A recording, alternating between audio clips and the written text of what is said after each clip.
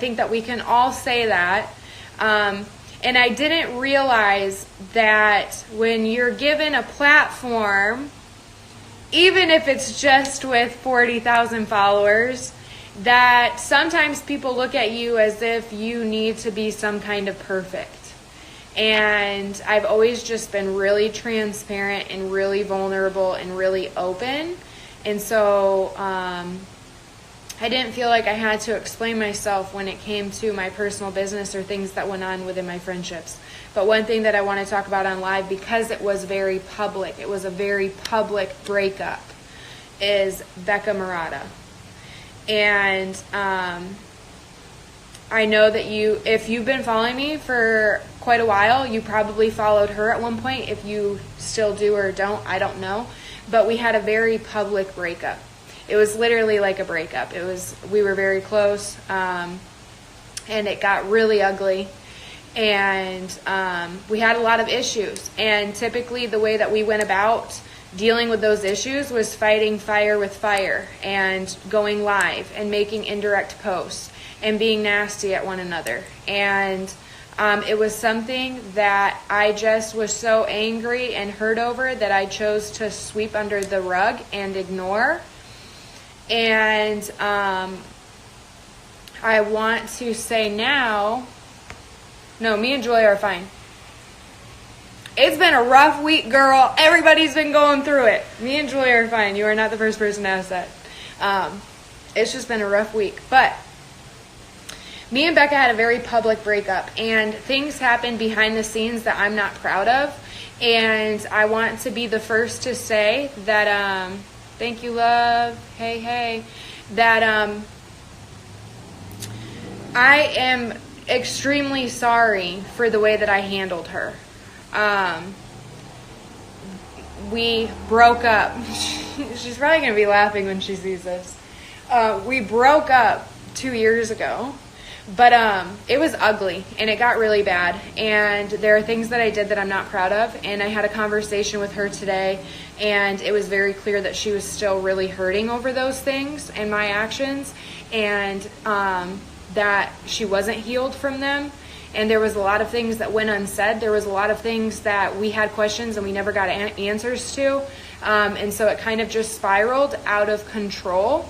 And it was a lot of he say, she say, a lot of gossip, and a lot of shit talking, which is what humans do.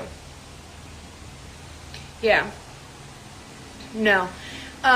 So her and I had a conversation today. We actually FaceTimed for 2 hours, and we were able to put everything in the past behind us. I apologized to her for the things that she was hurt over, and she apologized to me for any of the things that she has said about me over the years.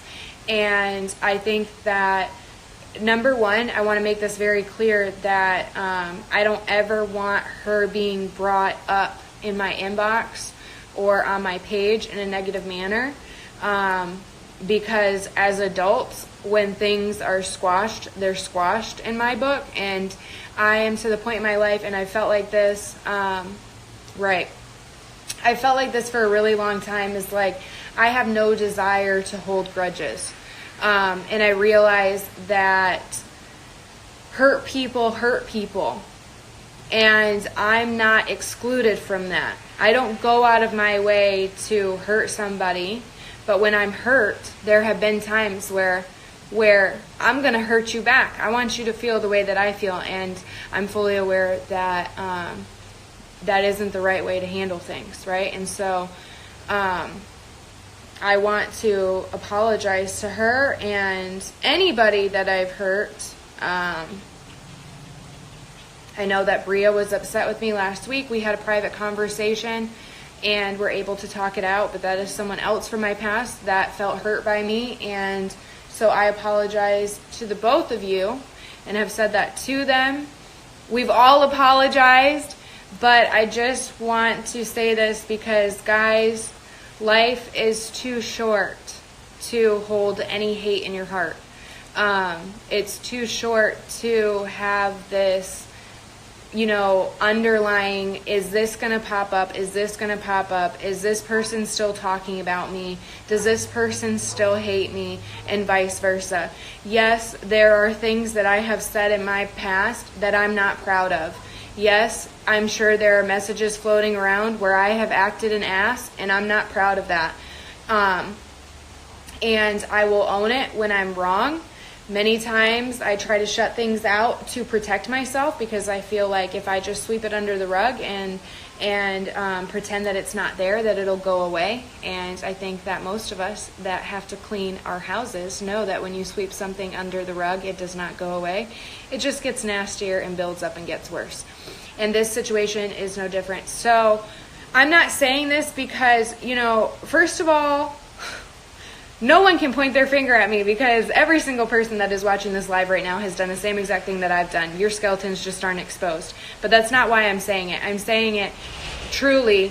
There is no reason to hold on to grudges and hold on to hate. These are two people that I care about. These are two people that I loved very much at one point and still do. I let anger get the best of me, and it was one of those situations, like I said, where I would rather sweep it under the rug and not face it and not talk about it, because you hurt me and I don't want to deal with you right now. And I realized that that wasn't the healthiest thing to do, because what happened was things were built up, and although I got over certain situations, those people didn't. And so I am just feeling really good that I had heard through the grapevine that Becca had said that my number was blocked and that she had something to say to me, and so I unblocked it and I just FaceTimed her. And I'm really grateful that, we were able to just sit down and hear each other out, and there was crying and there was a lot of emotion involved and a lot of stuff that was dug back up and talked about so that we could deal with it.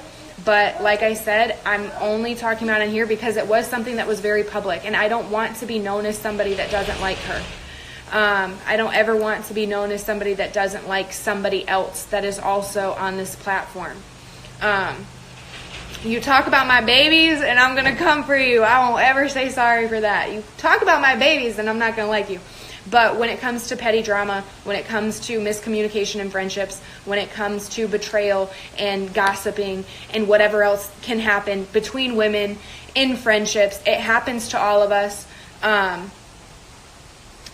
needed to talk about it with her, and we needed to get those feelings and dig them back up and lay them on the table and handle them.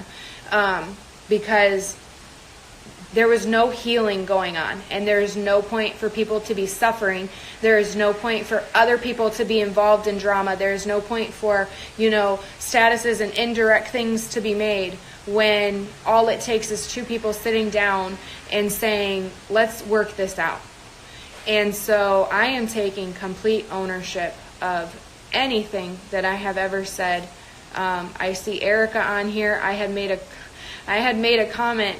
Erica reached out to me the other day. She had commented a GIF on my page that I didn't like, and I mentioned it on live, and she said how it really hurt her feelings. And I did not think for 2 seconds that me mentioning that I didn't like somebody's GIF would hurt their feelings, and yet it did. And so I'm realizing just how easy it is to hurt people.